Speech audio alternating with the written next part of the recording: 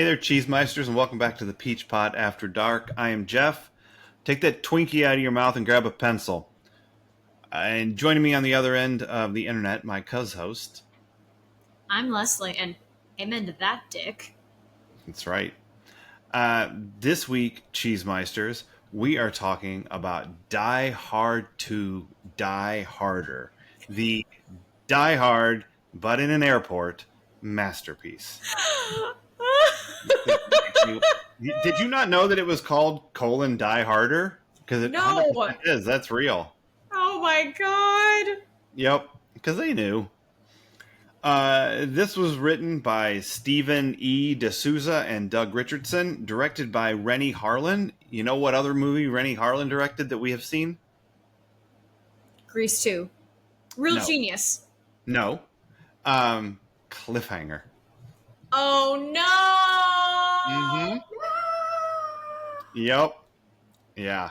I'm beginning to dislike this, Rennie. And this movie stars Bruce Williams. Blah, blah, blah, blah, blah. My tongue betrayed me. This movie stars Bruce Willis, William Atherton, Bonnie Bedelia, Reginald Vell Johnson, Frank Nero, William Sadler, John Amos, Dennis Franz, and Fred Thompson. We are watching this in conjunction with Season 4, Episode 15, Somewhere in the World It's Christmas, because it was Christmas and the Walshes got on an airplane. Our spelling connection is John Amos, who was our spelling connection once before. He was in an episode of Love Boat. And Dennis Franz, Sipowicz himself, was in an episode of TJ Hooker. Oh, okay. Yeah. So this movie is, the critics and audiences agree, this movie is slightly better than fine. 69% Rotten Tomato score, 70% Popometer. So everybody's agreed. This movie is better than not good. Those are generous. I'm sorry. Like, it's not garbage by any means. It is fine, but 70% is not fine. 70% is like, that was good. I'd watch it again if I see it on TBS. I think that accurately describes this movie.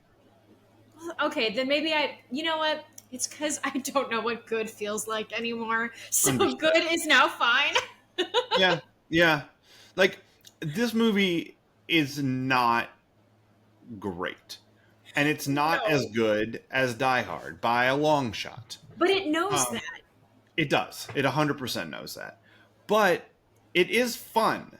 And it's got all your action set pieces. It's got your, quippy John McClain asides. It's got, computer hackers and things. It's got fucking Sipowicz just Sipowitzing all over everything in this movie. This is my first experience with Sipowicz. You don't, man, it's because, I guess because you're younger and you didn't watch those kind of shows. No. Dennis Franz is awesome. You said. Yeah, like Sipowicz is a top 5 TV cop of all time. I mean, and his portrayal of him is brilliant and depressing and uplifting and nuanced and vile on occasion. I mean, Sipowicz is a character that grows and changes over 14 years. And not all of the things he does and says are good. Like, he's when the show starts, he is drunk on the witness stand. Like, Shit. yeah. And like, he's an active alcoholic, at least a little bit of a racist. Yeah, which he like learns and grows out of, which is awesome, like character growth, yay. Wow. But his performance, Dennis Franz as Sipowicz, is fantastic. And I don't know what the number was, but I heard him say, like, towards the end of the NYPD Blue run, that like he had played in his career like 97 cops. Sipowicz was like the 96th. Like, Wow. he did that many cop roles before he nailed this one. Listen, He's just a cop. you find your type, and you may Mm-hmm. not like that it's the same type or the type, but if you find it, you get that work. Uh-huh. And I he guess I was haven't great found at mine. it. No, you haven't found your Sipowicz yet. But this is before NYPD Blue. This is cop like number 90 or something. Like it's, it's Okay. towards there, but it's not all the way to as good as he is. But I think we're going to need to talk about the Sipowicz of this movie. But I'll say that I think he's great in what he's doing. Now, Yeah. whether what he's doing is what I would like to see being done.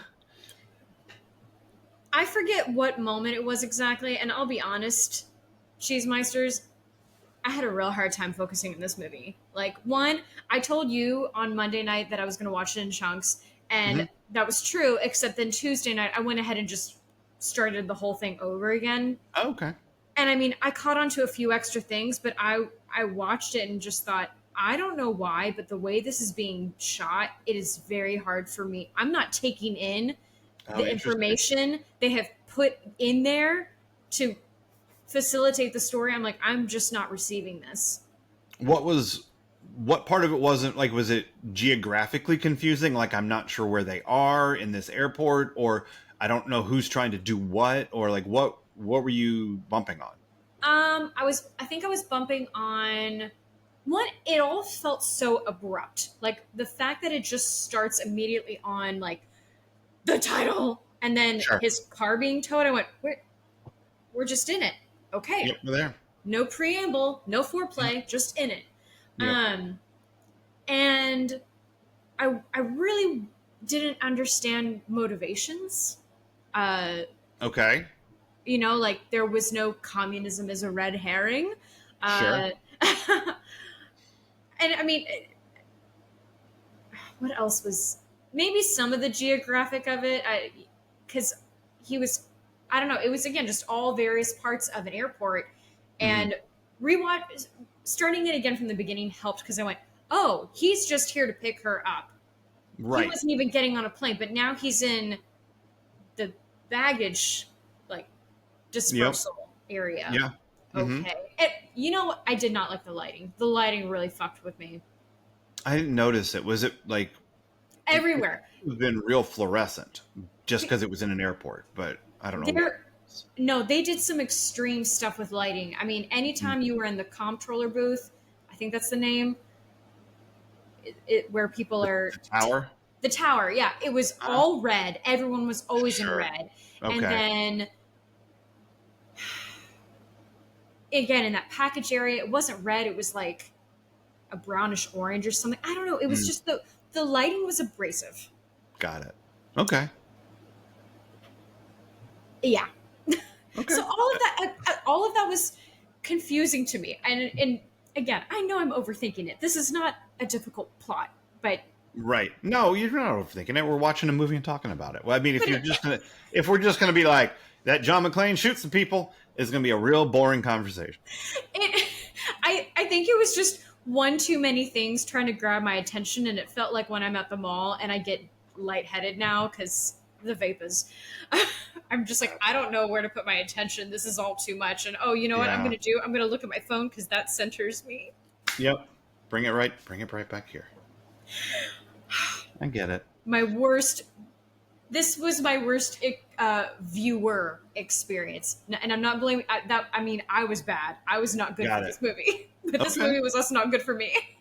I feel that. Okay. So you've seen Die Hard before, right? Absolutely. Okay. And the tone of your voice indicates you have a favorable opinion. I do. I did not anticipate liking Die Hard, but I do. And Yeah. I see it as a Christmas film. I agree. Die Hard is awesome. Yes. Like, it's just great. There's a reason why it spawned all of these Die Hard on type movies. Like, it was that good, that foundational. Speed, Die Hard on a bus. There's one that Steven Seagal is Die Hard on a boat, and then Speed 2 is Die Hard on a boat. And this one is literally Die Hard, but in a fucking airport. Home Alone is Die Hard for children. Yes, it is 100%. And so, like, there's a reason why that happened, and it's because Die Hard is legitimately just a great action movie with a great villain, and the setup being in the office tower, it's contained. There's menace because of how tight it all feels. You've got like the fish out of water cop who it's not even supposed to be there, and he's got his shoes off and he's at a disadvantage, but he's smarter than the bad guys and they don't know it, and he's sneaking around, and it's all this awesome shit. And it's cheeky. It is. And it's funny. Hans, Bubby. Come out to the coast, we'll have a few laughs. Yes, that's right. So they're like, well, we got to make our own Die Hard on a sequel. And so they're like, well, an airport is an interesting setting because it gives you this heightened drama, right? It gives you all the people that are stuck there. It gives you the security, the camera setup. It gives you the airplanes in the sky. It's if you put this same guy in a similar situation in this environment, that should also be an action-packed extravaganza of shoot 'em up and wisecrackery. And it is, but it doesn't work nearly as well. No. And some of that, I think, is the airport is an interesting setting, but it's too spread out. Yes. And it's too hard to know, like this whole thing where he keeps going to and talking to the janitor guy. Marvin. The one janitor, Marvin, for the entire fucking Dulles International Airport. Least realistic part of this film. It's ridiculous. Like, this guy needs help. Don't leave him down there. Plus, if he's literally the only janitor at Dulles, how does he have so much time to spend in his office? With records. Yes. You can't. Terminal 1 is going to take you all day, Marvin. You can't sit down here and lollygag. It's because he lives there, in all actuality. He has to live there. Of course he does. Of course he does. Because he's the only janitor in Dulles. Ridiculous. But like McClain ending up down there over and over again, like to get just that piece of information he needs to go do the next thing. I feel like an action film in an airport would exhaust the hero even more because, look, I used to work in an airport right before the pandemic. I worked at a coffee shop in the airport, and it is you get a workout just starting the day, and I'm like not as active as I used to be, but fairly live, and you have to get the bus from the parking lot, and then you have to like go through TSA, and then I would be at the complete other end of this one wing. So I mean, I don't know. I'm gonna say I did a mile. It was a long time. To get to the coffee shop. Just to get to work. Mm-hmm. And it was uphill both ways. Forget leaving anything in your car. It's right. Yep. Bring it with you. Also, don't ever work at an airport. It seems not a good vibe. It's awful. A place to work. You listen, if you think you're unhappy in your life, go work at an airport and go through TSA every day and see those bastards. Yeah. I don't know what you all need, a hug, something, but those have got to be the least happy people I've ever encountered. Yeah, it's a shame. So yeah, Just all that to say, he's got to be exhausted. He's got to be very tired, and then like in order like you couldn't. It's not even contained because then they go to they have to go to the church that's nearby the airport in order to have their command center, which is like it's a lot of equipment to move into a church in like 25 minutes in a snowstorm. But you do you. Evil terrorist organization bad guys. Yeah. And so it sprawls, right? So that immediately takes away some of that claustrophobic tension you get from the first movie. Then you lose the um, surprise that this guy can do this, Yeah. right? As an audience, you know he can do this, you've seen it. But worse, the people in the movie know he can do this because he got famous because of it. Yeah. And so there's no more like um like, oh, we've got a John Wayne up on the building or whatever. Like they know his name's John McClain already. Like Yeah. and everybody knows who he is and what he did. And they still don't fucking listen to him. Like, No. which is like, Sipowicz, get out of your own way. The next least believable part of this film, I'm like, people not listening to a man. Shut up. Come on. Well, yeah. I mean, I do like it's so typical the control, like they're trying to take the jurisdiction of our territory. Fuck off. Just like, how about listen and stop the bad guys? Right. Like, Also, I thought this was going to take place, like, I thought he was going to be on the plane. oh yeah, no, no, but okay. I'm tired by this movie already. See? Yeah, no, it's because He should have been more tired. That would have been funnier. I'm sorry. If he had just been, Yeah.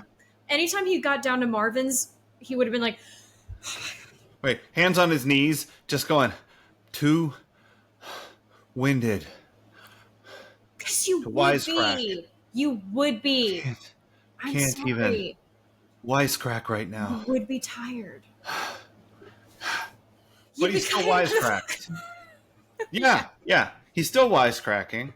And this is another part of the thing that I think is a lessening of, is that he is, the whole movie is constantly making reference to the fact that it's a sequel to another better movie. Yeah. You know, like he's doing, he's like, nice job, John. How about you have a normal Christmas for a change? Or, oh, I got to crawl through one of these tubes again. Or, like, he does some version of come out to the coast, we'll get together. Like, he does that version of that. And then he calls Al, because you got to call Al for some reason. Well, you can call me Al. You can. It's recommended. And then William Atherton is on the same plane as Bonnie Bedelia. And neither of them have any business being in this movie. They have nothing to do with what happens. Motivation.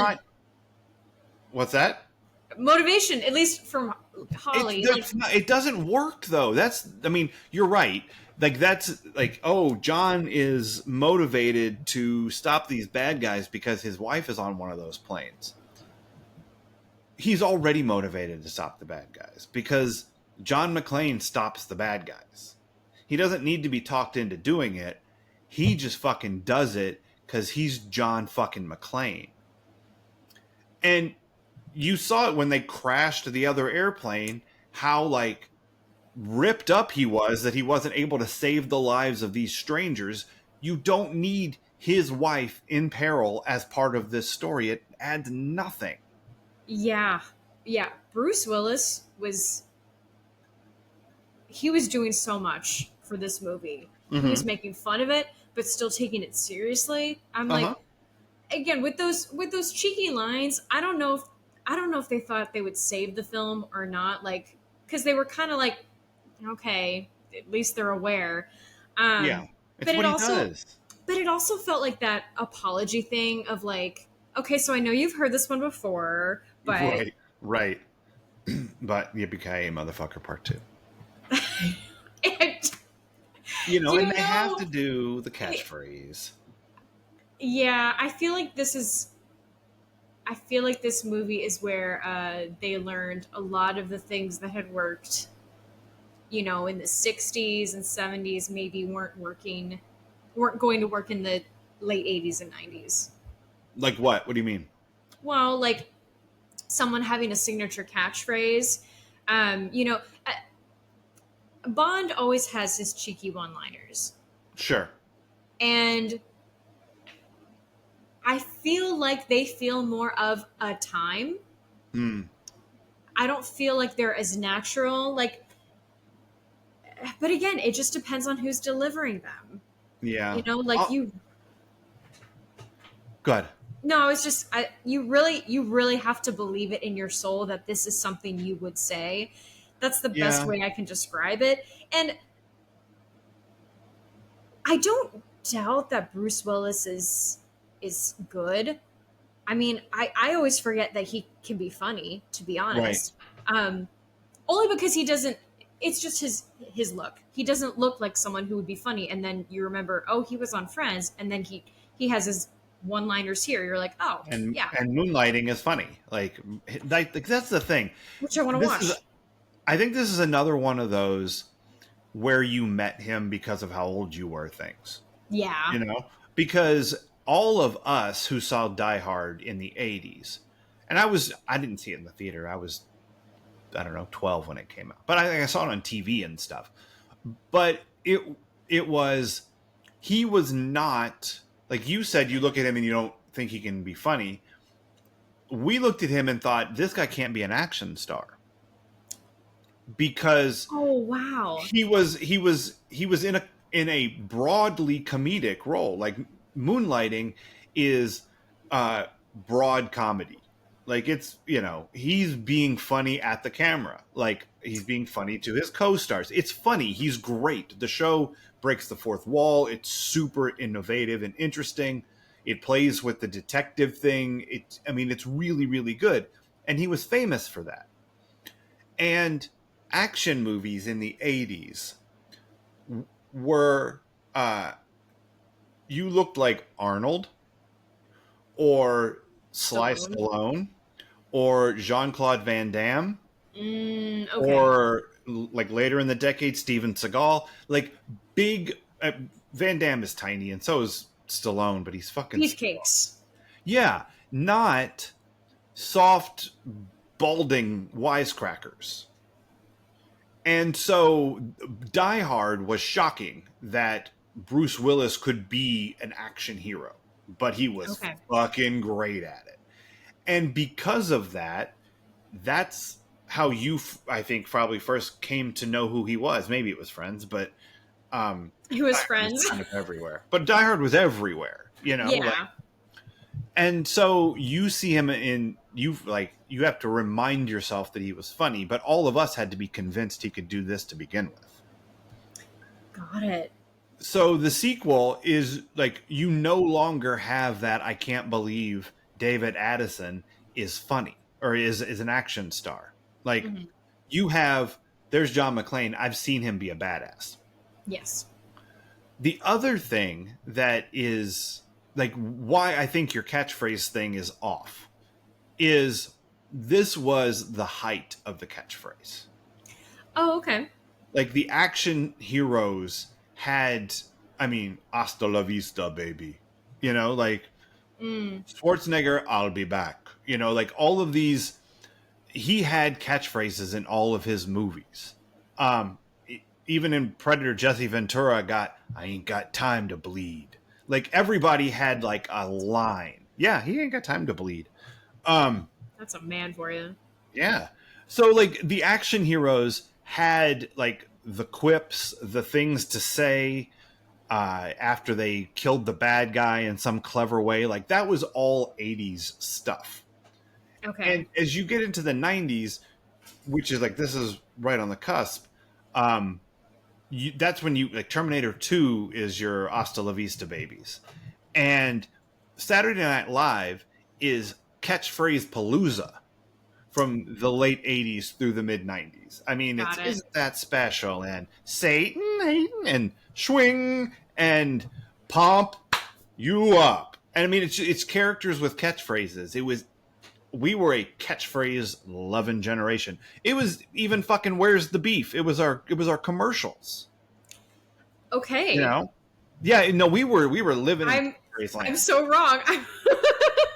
Well, but you didn't live through it. I didn't, You know what I and mean? And I'm just realizing more and more because I'm like, what have you really watched from the 80s? And I'm like, not a whole lot. Like some teen movies, but Hmm. that's about it. Like yeah, it's just Um, interesting to think about like the eras that you have missed.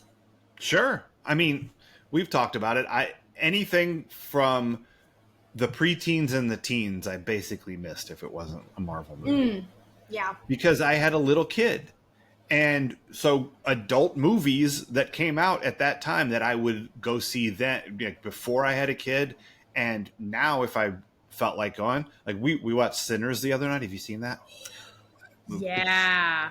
It's Wow. good. Yeah. And so like I can watch grown up movies again. It's pretty fun.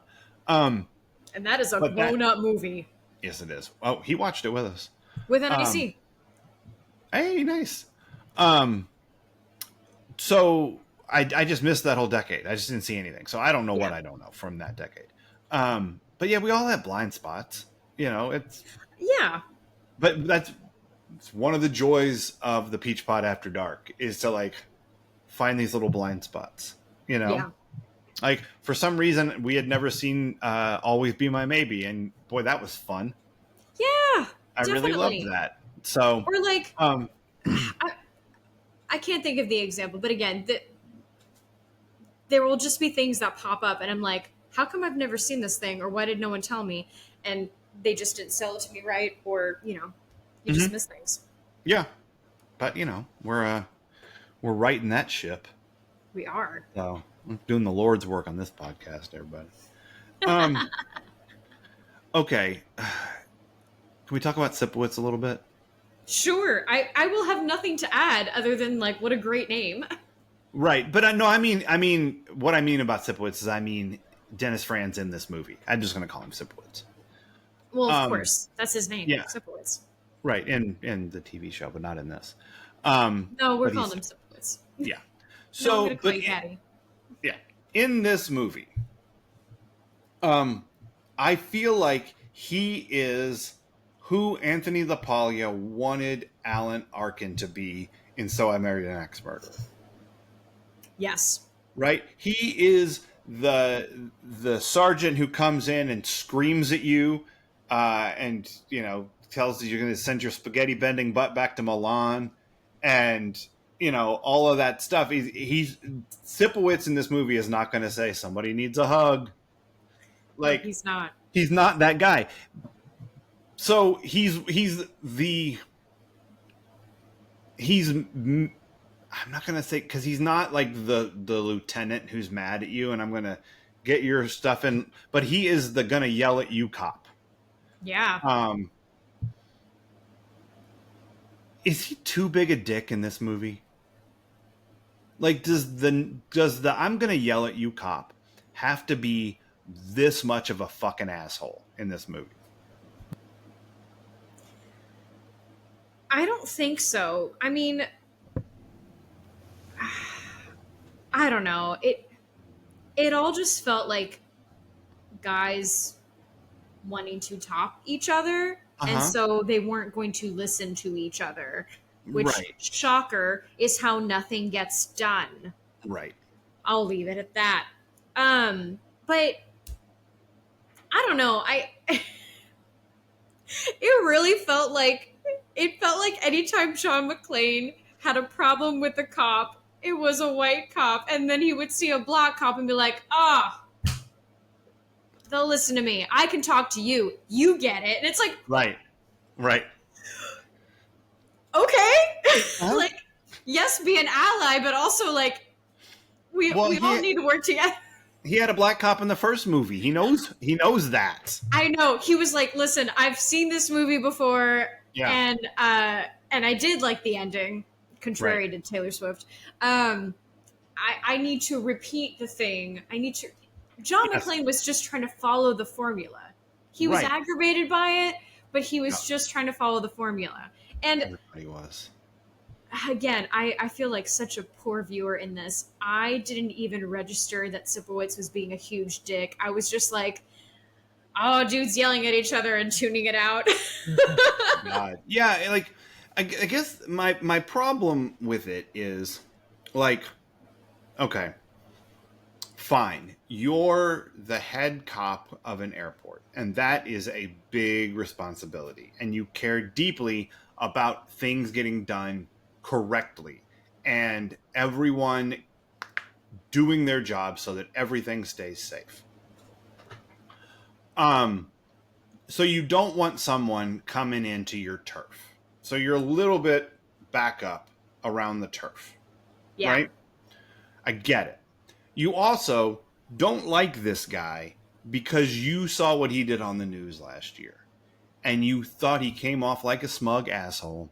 And here he is bringing his know it all bullshit into your backyard. Okay, that's the dynamic you want to set up. Fine. It gives him something else to overcome. Um, it's more interesting than if the head of security was like, "Yes, please, Mr. McClain, how can I help you?"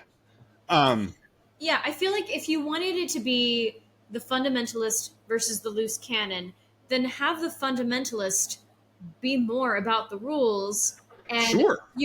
be and not just be yelling. Like, again, it just felt like dudes yelling at dudes Uh and huh. being territorial, which, again, you can be territorial, but not just be yelling at someone, not just be insulting them. Right. And if if you're the one who cares about the security of this airport, and someone dies while in a restricted area, and then all the lights go out and terrorists take over the airport, stop yelling at the guy who tried to tell you this was happening.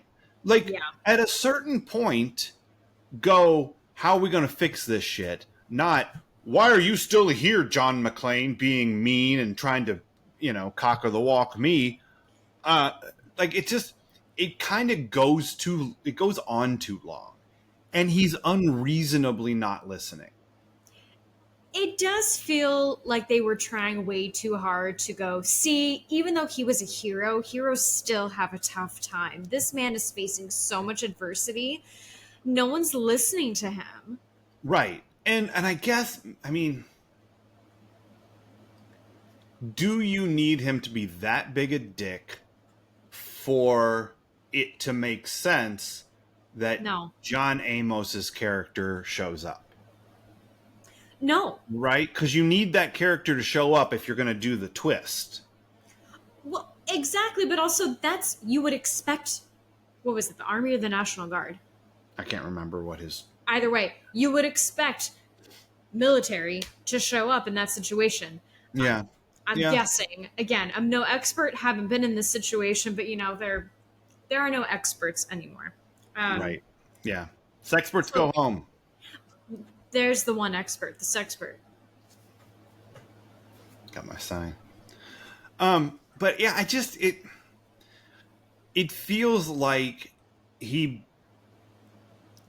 if Dennis Franz wasn't so good, this role would be a total fucking cartoon.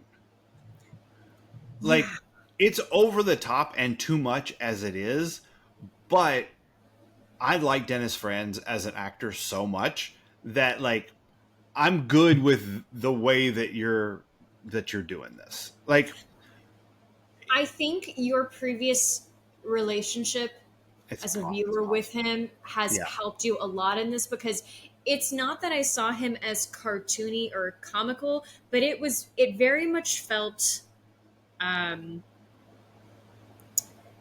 a trope is not the right word. Maybe like a caricature. Sure. I'm Yeah. gonna lean Yeah. into Yeah. that. Yeah. It but and you can work well within a caricature. Hmm. You can play into it, but it wasn't until this, I think it was near the end of the movie when this grave look comes over his face that I went, there it is. Uh I huh. was like, there he is. That's why, okay, I see why people like you. Right. Because Yeah. otherwise I mean, not that every role Meryl Streep has ever done has been amazing and worthy of her, most of them, but like Mhm. everyone has a role where it's like, well, I'm glad you got there. Right. Yeah. Yeah. I'm, I'm glad this launched you, and not to say that this is beneath him at all. Like that's not what I'm saying. This was, I think because I have not ever seen NYPD Blue, Mm-hmm. I have no basis Yeah. for what this man's range is, and uh, yeah, this felt like a slight caricature of what they wanted. But Yeah. again, he did well with it, and he gave it depth, Yeah. as we see. But it is a caricature. It's borderline cartoon character. Is Yeah. it's so broadly drawn.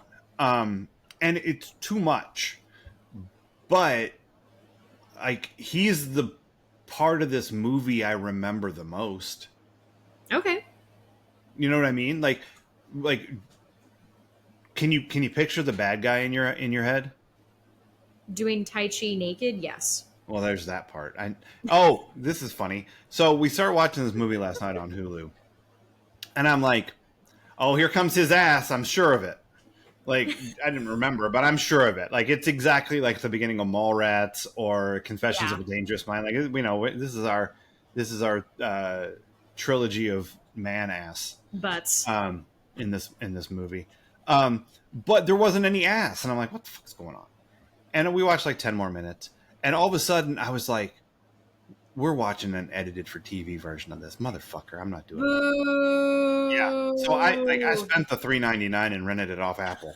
Like I'm like, Just no, to see ass. I want to see the man ass, and I want to hear the word fuck. Like I'm not going to watch a diluted version of this. It's silly.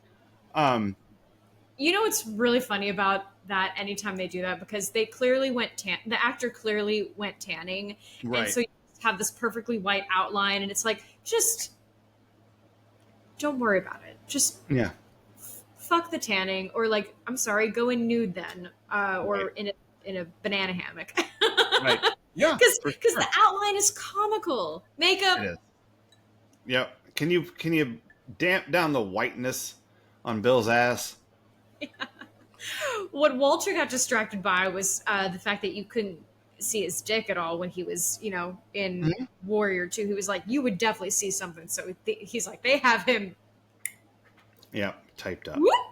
Yep. But I mean, his ass notwithstanding, the villain is not as memorable as Dennis Franz in this movie. No good lines. Right? Yeah, he's real lame. He like especially and he's coming after Alan Rickman, who is like the god Alan Rickman. Yeah, I'd be And- like, well, just make me mute. Right? Yeah. And have you seen Die Hard with a Vengeance, the third one? No. So much better than this one. I figured they have more. Like, Yeah. they have to get better. I The hope. third one is they don't. I mean, the third one, it's the first and the third one. The rest you can kind of leave. The second one, this one's fine. It's just fine. It's fun. But the third one is legitimately quite good. Okay. It's him and Samuel L. Jackson trying to solve puzzles running through New York. So it blows the whole thing wide open. Instead of it being like this, it puts them out in the city street. Oh, that's so And- stressful. Yeah, but it's him and Sam Jackson in New York, and the bad guy is Jeremy Irons. Like so Bill Sadler, who I think is a really good actor, in this trilogy of European white dudes being bad guys, he is by far the least charismatic, the least interesting. And then you get go ahead. His few lines sounded 80 yard. Yeah. And I'm specifically thinking of the closest one that could have been iconic. Like, I have two words, fuck and you. It was Right. very much like that. Like, who could we not get him back? What Yeah. happened there? Yeah, exactly. Yeah, I don't know, he's just not much of anything. No. And the drug lord on the plane is nothing. Like he barely Oh even my talks. god. Like you kind of forget he's there. C-list Mandy Patinkin. Yeah, yeah. And John Amos is awesome. Like Wasted. in everything. Yes. Admiral Fitzwallace, I salute you. Fitz is the best. But and he's really good in this because he can't help it. You know, like he just walks in the room and you're like, I'm watching that guy. Like whatever's I going on, know. I'm watching that guy. And he also has that voice. It's just so commanding. I know. And it's cool that, spoilers, everybody, he turns out to be in league with the bad guys. Didn't see that coming. Didn't? No. No? Okay, cool. So No. that twist worked? When he slit the guy's throat and the rest of the crew is just watching unfazed, I went, oh no. You didn't figure, like, I can't remember the order in which they happened. I think the John realizes that he's got a gun with blanks before that happens. So he looks at it, but he doesn't tell you what he's right. He doesn't by. say anything. You're just supposed to know that he noticed something, and then later you're able to go back and realize that's what it was. So the first indication that something was hinky was him looking at the clip, and then you see that scene, and you're like, "Oh fuck, this is not what I thought it was." Did not even register to me. I was just like, "Why is he taking apart the gun? What's wrong? I don't know. Right. I don't know guns." Yeah, okay. I know. It's glitter. You know what's funny? You just said I don't know guns. Here's a thought I had while watching this movie. I have never fired a gun. Okay? And I'm fine with that. I don't know. It's not a thing I need to do. I'm pretty sure I could, though. You know way to get back your man card. No, that's not what I mean. I don't mean that. What I mean is, and this is what I think is weird, is like you could put me in a situation that something I've never done, but only seen on TV. Like, and I would not feel like I could do that thing. Like I had the ability to do it. Like I couldn't land that airplane. I've seen it in TV movies all the time. Ton. I can't even fucking ice skate backwards. So like, you know, if like you show me Brandon Walsh ice skating backwards, I'm like, I can fucking do that. I've seen it on TV. But I have seen so many guns fired in my life on television that whether it was a revolver, I know how to open it, I know how to load it, I know how to close it, I know how to cock it, I know how to aim it, I know how to shoot it. I know all of those things just by watching. So if you gave me a 6-shooter, I feel like I could probably do it. If you gave me a gun with a clip, I feel like I could release the clip, I could check it, I could put it back in, I could, what's that word? I could fucking put a bullet in the chamber. I could chamber a bullet. There you go. The few fans we got from the Tombstone episode are screaming right now at you. Whatever. Good. I can't think of the name of it, but I could fucking do it. I could find, locate, and turn off the safety, and I could shoot that gun. Like I confident. Couldn't do any of it. I'm confident I could do all of that shit because I've seen it a billion times on television. You know why I know I couldn't? Because I'm going to overanalyze the shit out of it. And by then, you know, I'd be better off just give me a bow and arrow. I'm going to have a quicker time because I've actually learned that. And that is easier, at least to operate. I'm not saying aim necessarily, but it's at least easier to operate than like you hand me a gun and I'm going to be like, I would like to learn how to use one just because I think it's good to know how to do things. Look, my point is, and I'm not saying I could hit a target because I couldn't. I'd be shitty. You have to practice to do that, and I've literally never done this. But if you gave me that and said, load this and shoot it, I 100% know I could do it. And it's only because I've seen it on television. And you would be able to keep track of the bullets. Oh, yeah, I'd be able to go that. Yeah, 1 + 2 + 2 + 1. No. 1 + 2 + 1 + 1. Oh, it's fine. It's whatever. It's 1 + 2 + 1 + 1. But, like, there's nothing else like that I've seen on TV so many times that I feel like I could probably just do it. And I thought of something, but it's insane. No, tell me. Let's go. I'm not saying I could do this. because I don't want to disparage anyone's work, but I have watched Call the Midwife enough Okay. times now. You think you could deliver a baby? I think I could help. Okay. All But right. here's the funny thing about it, because I would be like, "Do we have water? Do we have towels?" Leslie, Yes, no, you it's 2025. Like, we can call a name that no water and towels, and I have to be British now. water, towels. Do we have the gas? Right. Gas? What the fuck? You know, Just turn the stove on. yeah. Turn the stove on. Just lie back and think of England. That's what got us in this mess. Damn. I don't know if I think I could birth a child. Like, I know you have to listen. I only say this now because I feel more confident about it, because I finally figured out what the whole afterbirth stitch was. I was like, okay. what is Sure. this weird ass liver shaped thing coming out of? Right. It's the rest of it. I went, wait. Because I'm just going to admit stuff. Listen, this is what happens when you haven't had a child, and sex ed and health are just stupid in this country. It's fucked up. They don't teach you this shit. I just thought the baby was in the womb.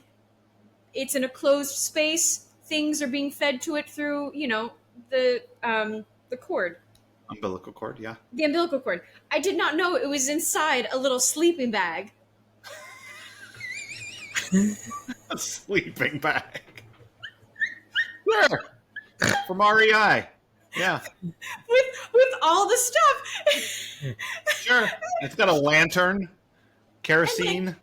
Sure. Yeah, it just whoop, and then how nice, the body's like, eject. Yep. But And make that's sure it. you have all of it. And I'm see now, exactly. Now that is where I would need some help, because I would be looking at it like, it looks intact. Could we? Right. Can I get a second opinion? Yeah. Do we have? Is this a baby? Yeah. know. I don't. You know what? Here's an important thing. I wouldn't be able to do the feeling part. I couldn't tell you where the head is. I'd be like, I feel Oh. something. Yeah. I'm 100% sure that I'd be more successful shooting a gun than you would be delivering a baby. I don't Just doubt that. based Again, on your description of what happened. Like, listen, I never said I would be good at it. I said I Okay. feel more confident if I Okay. find myself in a situation wherein I have to help someone. You can go get the towels in the water. Got it. Exactly. I'm going to hold Yeah. a hand. Uh-huh. I will keep time, Oh, there you go. tractions. That's a good idea. Somebody has to have a watch. I don't know. There's a million other things I could probably list, and I'm not going to, because there will be someone who writes in like, no one writes in. But there is something you can forget, because pregnancy is so layered and insane. I have There no you go. knowledge. Plus, there's afterbirth, everybody. A The sleeping more bag. you know. Yeah. Aren't you delighted by analysis of it? Probably not. I- You've had a kid. I've been in a room when a baby was born. I didn't do much. I cut the umbilical cord, did that part. You have to tie it before you cut it? No, the doctor, no, I don't think so. I don't have to tie anything. See, There's again, there's no tying. No, that doesn't make any sense. Because, like, imagine this, okay? On one end of this umbilical cord, it is inside the mother, still attached to the REI sleeping bag. On the other end is a human child, and you want to tie a knot in the rope between it. No, I didn't. Wait. You got no. You just asked me if you have to tie it off first. To tie it off, you have to like take the baby and. No, they tie a ribbon, like, before they cut it. They tie a string around it, and then. Yeah, I know. It just made me laugh. The idea that you're tying a knot in it. You're putting words in my mouth. You're making me sound dumber than I am. No, I don't know. But the doctor gives you the scissors and say, "Do you want to cut it?" And they sort of fold it so that you get it in the right spot. And it's not like cutting paper. You got to kind of get through it. Oh, they make it look so easy. Yeah, it's that part's wrong. Maybe they give me Man. dull scissors. I don't know. You missed a golden opportunity to be like the Fates and Hercules and go, the string won't cut. One, that's not a joke, I know, and two, that would have died in the room. No, Like, it that would would have. not- Would not have gone over well. Would not have been a funny joke. I'm not suggesting anyone do that. And I like, am, as long as it ain't me. Go no. ahead. Yeah. Listen, with the few childbearing years I have left, if somehow we're able to do that, I don't need Walter to have more ideas of jokes to make in the room. Yeah. But Now that he's one I gonna have a probably whole let list. slide. No, Yeah. He's ready. He's been writing this list for 35 years. He started young. Yep. Okay. Adventures in Intimacy? Hell yeah. There's not a lot. I can't, yeah, there's not much. I mean, there's William Adler's ass. We're I pretty mean, intimate with that yeah, Tai Chi. we kind of have another. We talked about this in Fallen with the random, just random ass. Why? And then in this, we get random nude guy doing Tai Chi, and I'm like, I don't know what this is for. It's, you know, is it cool to watch a nude body do athletic things? Sure, it's For the ladies. fascinating, but but but I'm not sure for why. Like it's Yeah. not arousing to me. It is more like, the human form is Mhm. so beautiful in the things it can do. And I don't know, it just felt distracting. Kind of like, you know what it is? I know what this was in replacement of.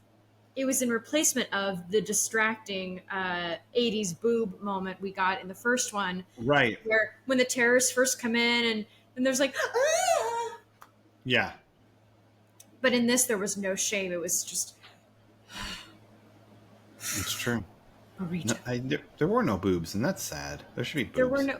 Well, I don't know where we would have gotten them at an airport. I mean, someone had to be shacking up. Yeah. I mean, they don't have those like little breastfeeding pods anymore. Could have Oh. like busted your head into one of those. I don't know. Uh, At the I'll very talk- least, Marvin should have had pictures of naked women hanging up near his record player. Yes. That would have been 100% accurate to like that kind of workspace in the 80s. There would definitely be centerfolds hanging up. Yeah. Yeah. We have, and I honestly could not remember what this dude was like in the first movie, other than an asshole. Mhm. But when Dick pops up and is like, I have a restraining order against her, which, okay, Cheesemeisters, as someone who newly has experience with trying to procure a restraining order, Mm. I am fairly certain, I'm not an expert, not like I am on, delivering children. That's right. I can't even say it with a straight face. No. We all believe it. We heard. Yeah. Listen, if dudes can be experts in whatever, I can be an expert in childbirth. I'm a woman after all. They think I Right. can stop. They think I can stop rape with my body. So why couldn't I just deliver a child willy nilly? That's right. And the REI sleeping bag you just learned about last week. Yes, exactly. Like the ones that you see in the American Girl catalog. That's exactly what I want coming out of my body. Sure. Anyway, where was I going with this? Harassment. Okay. I don't know. We were talking about how there was ass and no boobs. Restraining orders. Anyway, yeah. Right. I'm fairly certain he would not have been able to get one against her. Really? Although, She punched actually- him on television, like live on the air? But she didn't get arrested. Yeah, but there's a lot of proof she did it. That's true. Okay, fair enough. Fine. I'm wrong. Everyone got sad insight into my life. Also, he's a real big public whiner, that guy. Like sometimes you just give that guy a restraining order to shut him up. Like, Man. oh God, Well- you're gonna be up my ass about this for like the next 8. Fine, take your 50 feet. And this is where I've gone wrong in life, and I didn't whine enough. Anyway, yeah, you gotta be more whiny. this movie made me ask myself, would I rather die or be stuck on a plane with a harasser? Mm-hmm. It's like, he's antagonistic. He's annoying. Mm-hmm. I mean, I loved the stewardess going, would you like champagne? And like, cause yes, if I have to be stuck on the plane with this guy, champagne? Got any Old Forester back there? Right. Some close? Okay, fine. I'll take Jim Beam. Fine.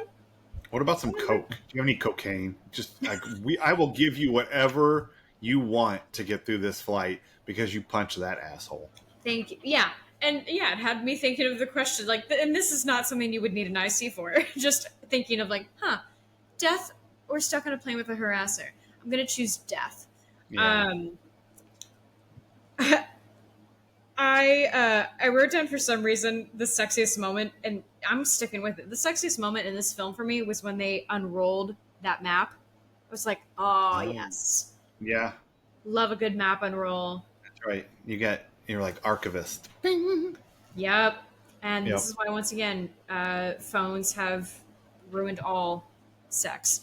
Um, You that's can not you true. can lay there in bed at night and hold up a map in one hand. It's easier on your phone. And hold a compass in the other. Ooh, true north. Anyway, Hello. I we really only have one moment of intimacy in this. There is and it's kind of delightful. She slides down on the emergency slide, the Hmm. awesome inflatable slide, and right into his arms. Hmm. And instead of doing this cheesy, big Hollywood sweeping kiss, I mean, they kiss like people who have known each other a long time and are married and we're genuinely like, I mean, yes, you can kiss in this moment, but this isn't about romance. This is about like, oh, thank God you're alive. How do we keep getting ourselves into this mess? Yeah. And like, Yeah. he does. I think he does like the George Bailey, a few little like, are you real? Few kisses around her. Right. Um, Right. but it's not, he's not smothering her. Like, they're both clearly tired and in shock. Hmm. This is about the love. This is not about, a sweeping romance in this moment. Like, I love how in the beginning it is so different in this movie from the first one, where like their marriage is rocky in the first one. And Right. now he's like, can we just get a hotel and get some Hmm. room service? And like, McClain, you're on. Like, all right. Right. Yep. Things Yeah. are things are popping in the McClain household. Ditch No those kids longer with the Hollywood era. grandparents. Yeah. Yep. You don't need to be going by your maiden name anymore, Mrs. McClain. Time to get it on I hotel mean, style. he moved to LA for her. You did. Uh, Yeah. that's awesome. It is. So I really liked that moment, and I was thinking about it later on too, about being an IC for people who have played a couple before. Hmm. Um, imagining maybe they didn't have an IC beforehand, and so then you're like, okay, well, in my imagination, people are probably going to go, we've done this before, we don't need you. Mm. Cool. Could we maybe still talk through some things? Like, yeah, I would hope that people would be willing to like bring someone in, because just because you have kissed someone before, just because you have had like experiences with choreographed intimacy, doesn't mean you suddenly have all the knowledge about Right. like, okay, what story are you telling here? Like, okay, well then you like, how about we talk through the story here together? What is your relationship like now? Mhm. Like, okay, great. Sounds like you all have a great feel for it. You know what you want to do. Okay, fine. You have my number if you need me. Mhm. So I thought that was interesting, getting to like just thinking about actors getting to, well, I say getting to, they may not like each other, getting to, having to play a couple again. And like, there's probably a sense of ease, which I saw between them in this, I feel like. And not just because they're good at their jobs, but, or maybe just because they're good at their job. I don't know. Right. But I felt the growth in the relationship in this movie from their interactions alone. And then Yeah. that final, slide into hug. Yeah. It's pretty great. Nice. Yeah. Yeah. It's not much of a. It's not a kissing movie. This one. But that's okay. Like, Mhm. as much as I love getting to talk about this, I'm also okay with like, granted, I would love, and I think an IC should be part of every production crew or every theater company, but that doesn't mean they're going to be working on every single project. Right. And Because, every scene and every project. Yeah. yeah, because as we have said with other movies, we didn't need the romance in Pearl Harbor. We Right. didn't need the romance in there was another one. There have been enough movies that we've talked about where I'm like, or where we both Ghostbusters. said, You didn't love the kiss at the end of I Ghostbusters. didn't love the kiss of the end of Ghostbusters. I said the kiss of the end of Newsies wasn't period accurate, which my sister contested, and well, That's right. Which one of us has a podcast, Ashley? right? That makes me right. You have 4 kids, I have a podcast. That's right. Hey, did you know about the REI sleeping bag thing? I just learned that shit. You know what? I'm going to need her to listen to this one just because I would love to make her chuckle. Yeah. Yep. I bet she doesn't know about the microphone and what direction and things like that. She doesn't know. You know, podcast. No. Damn it. I barely know. That's right. But you know more than you did yesterday. Exactly. So yeah, all that to say, not every project needs to center around a love story. But you know, have us in the room. Come talk to us. But also this movie, just get rid of that whole subplot. It's not necessary. It doesn't help.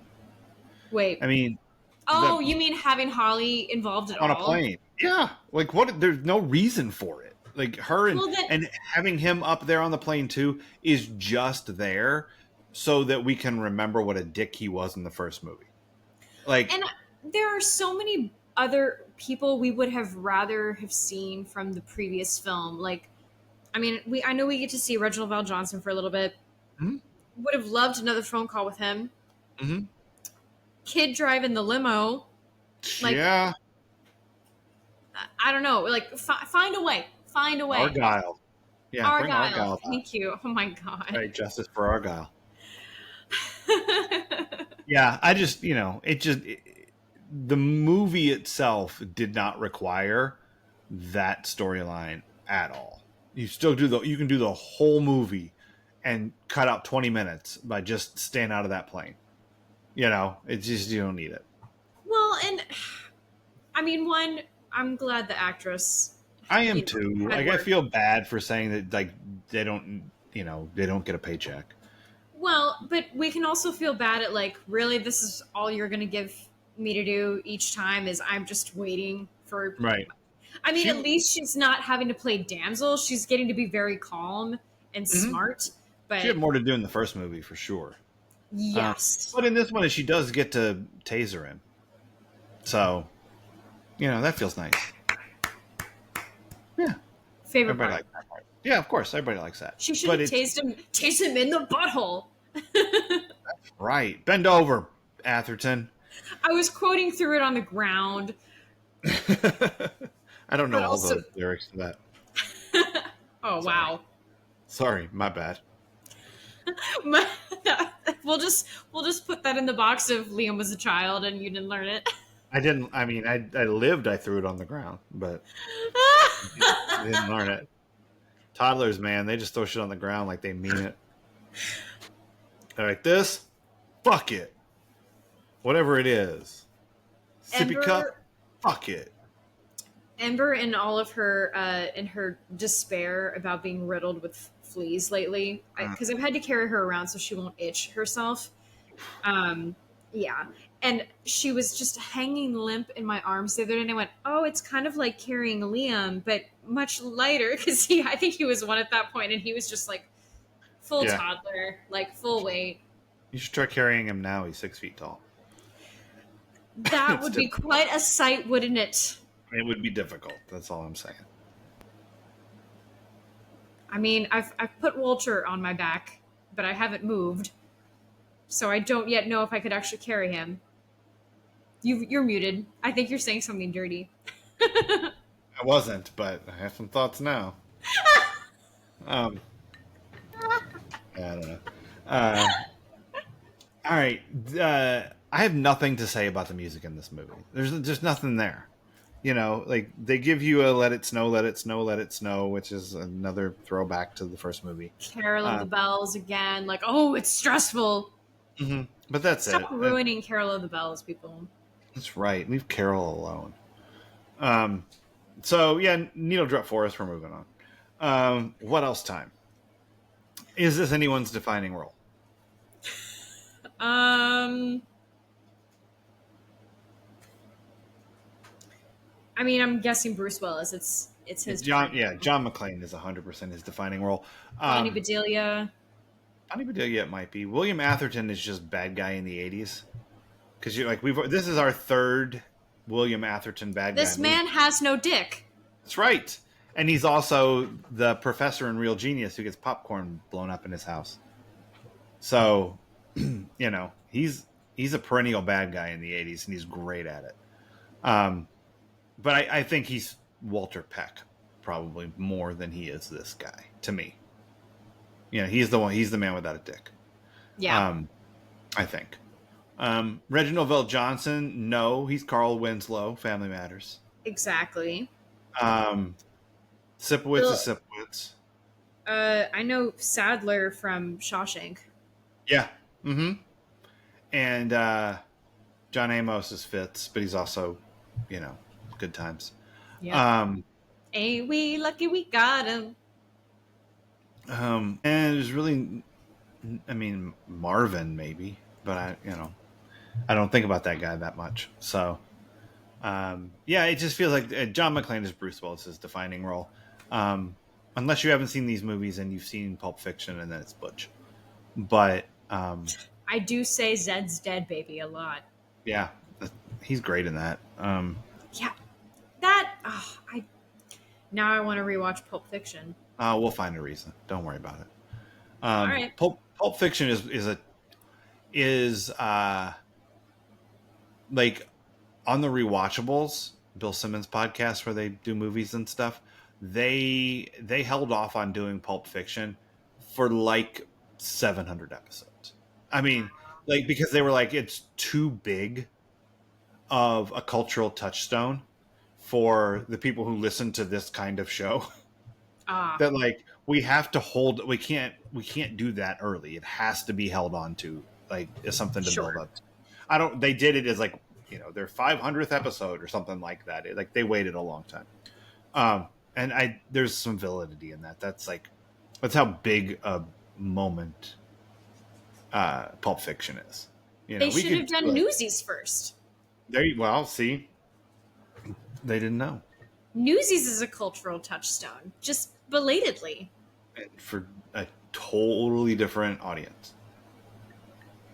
But all right. What else you got? Oh my god, the beeper sound. I have thought a lot about at some point in whatever I'm writing, I really need someone. I need the early days of internet sound, the connection sound to play for like maybe a Gen Z or a Gen Alpha because I think that must freak them out. Like, what is happening? Yeah, what is that? Listen, my dad had a beeper. I'm no stranger to beepers, but he must have had that set low or it was on vibrate. I don't know what you could do. I don't even really know how beepers work other than like, again, a beep beep. But that one was loud. It was loud. Yep. That was jarring. Me, of the lyric, and I damn near got capped because my beeper kept beeping. Oh. So this was a worry in the beeper having community. Clearly. Yeah. Just wait for the beeper-rooney. That's right. By the way, high recommendation to everyone to go listen to the Sir Mix-a-Lot song "Beepers." It's awesome. Nice. Yeah, it predates "Baby Got Back." It's on an earlier album, and it's awesome. It's about how he has a beeper. It's fucking great. Last thing I have for what else, and I can't even remember when this happened in the movie, but I wrote down, without smoking, how do you trick people? What do you mean? There must have been a moment when, because here's the scene that'll happen. People will like have a smoke, light up, and then do a move. Like that's just them pausing. Okay. Or like if you're James Bond, you light up and then. Oh, sure. Okay, gotcha. Yeah. And again, I was distracted in this. Squirrel. Very much so. I, Hmm. I don't know. I don't know where my head has been. You know what? It's been with the fleas. It's been trying to clean my child. I feel that. Okay, I want to ask you. Uh, this is now the fifth sequel that we've done. So rank the sequels, and here are the ones that we did that are sequels. Okay. Obviously, Grease 2, God. The Great Muppet Caper, which of course is the best. Number one. Yeah. Die Hard 2, Everybody Wants Some, kind of a spiritual sequel, right? And Rocky 4, Oh my which is a God. weird one for you to rate because you haven't seen any of the ones before it. This is crazy. It's going to be starting from one and going down, one being the best. Yep. I'm just making sure everyone knows. Great Muppet Caper. Huh? Rocky 4. Okay. Yeah. Great. um, wait, there's one I'm forgetting before. Grease 2, Die Hard 2, Everybody Wants Some. Oh God. Okay, Grease 2. Ooh, shots fired at Die Hard. Go ahead. Die Hard, and then Everybody Wants Some. Interesting. I think that's insane, but okay. Because I think that You just heard me describe Afterbirth as a sleeping bag. I get it. I get it. I'm You just saying. know I'm unbalanced from our Karate Kid episode. Everyone go back and listen to us talk about the Karate Kid. I'm unbalanced. Uh, there's no way Grease 2 isn't the worst of these movies. There's just no way. There's no way. There are 6 to 12 movies in the history of filmdom that are worse than Grease 2, and 2 of them are not on this list. Like That that should is tell you blasphemy. how well I am a blasphemer. I fucking suppose. Like, It's because there are songs I can sing to, Jeff, and I am desperate to sing. oh, I don't make- just want to don't make you sing. Don't make you sing. Don't No, make no, you sing. no, none of that. None of that. Stop it. Stop it. Yep. Uh, When we yeah, watch it my time on. it is Great Muppet Caper, Rocky 4, Die Hard 2, Everybody Wants Some, Grease 2, and Everybody Wants Some is not a bad movie. It's just pales in comparison to Dazed and Confused. It's not bad. It wasn't for me, and that's Yep. fine. If Totally I fine. had a penis and I was a jock, Sure. it would be righteous. I have Yeah, this lady has no dick. that's what I heard. Can't believe everything you hear. What? That's right. Okay. This movie makes no sense because it is built entirely on there being the most amount of predictable snow in the Washington D.C. area. Yes.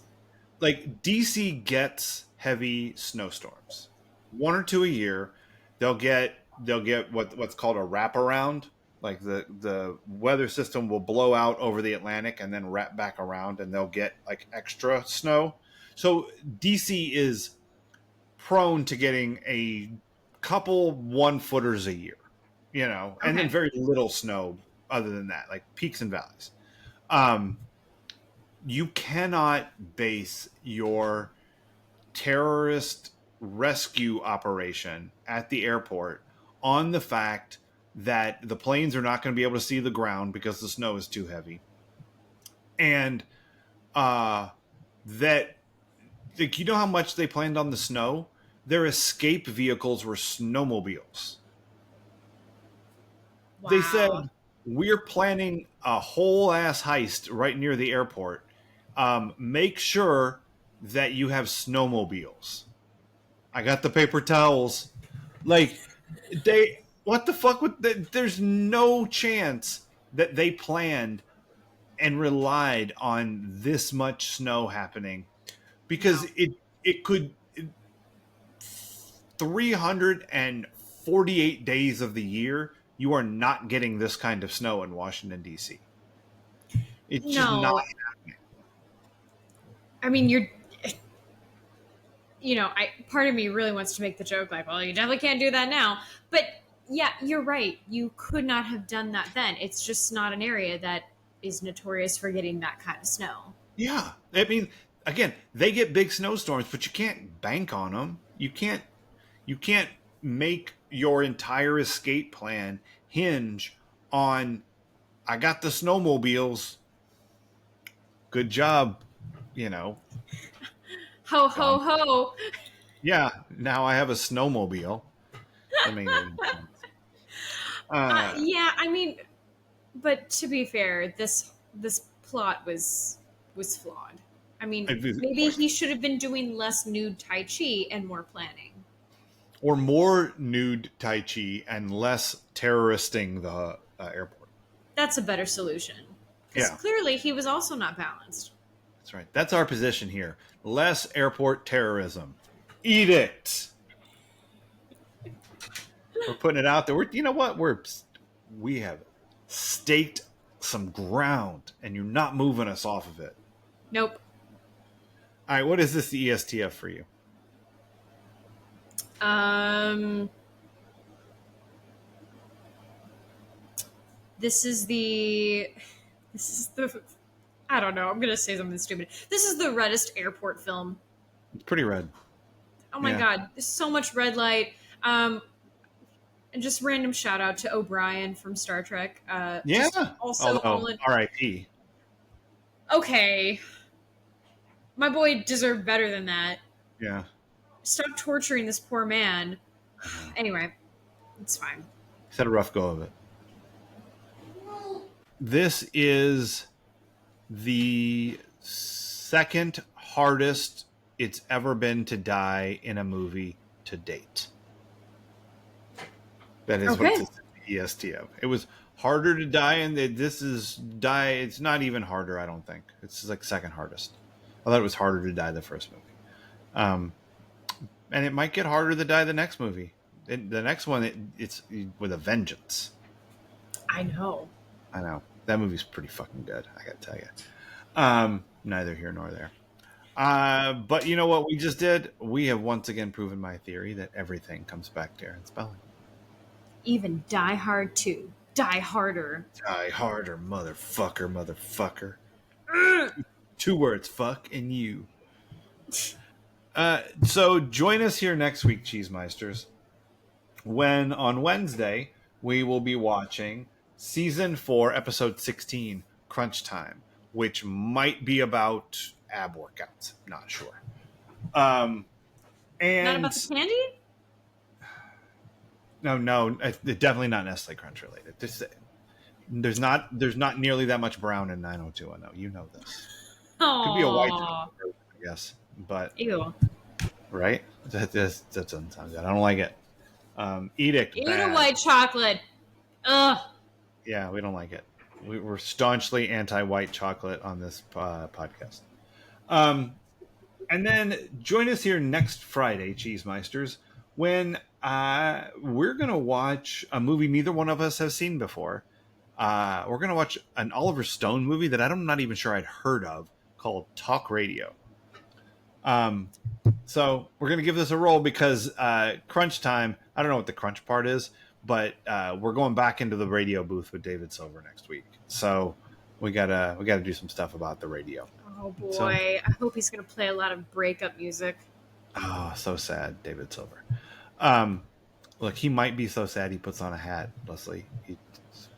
Be on the lookout for David Silver about to wear a hat. He's just sad he completely eliminated any chance of getting laid. But like, buddy, come on, just go out. Don't put a hat on, David. Try. Actually try. You know, Yeah. well, he needs a glove at least. No glove, no love. No, that's true. All right, but until then, Cheesemeisters. Cheers. Cheers.